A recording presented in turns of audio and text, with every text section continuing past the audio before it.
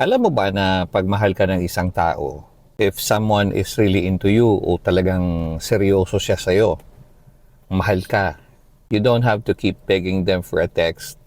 Hindi nyo dapat kinokod yung attention niya kung bakit di siya nagte-text, hindi siya nag-update or hindi siya tumatawag.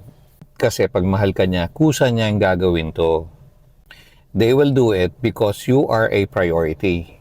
Ngayon naman, kung hindi ka naman mahal ng isang tao at nagdi-trip lang siya, or sabihin na natin, when someone is not meant for you, basta lang napadaan at nanggulo ng buhay, alam mo, the universe will trigger them to mess up.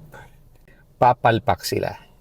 Papalpak sila like they will hurt you or disappoint you until you get the message to release them. Hanggang sa mauntog ka at matauhan ka na hindi kayo para sa isa't isa. Matauhan ka na hindi siya yung tamang tao para sa'yo. Hindi siya yung magdidetermine nun. Ikaw po yun. So, kailangan dito yung desisyon mo.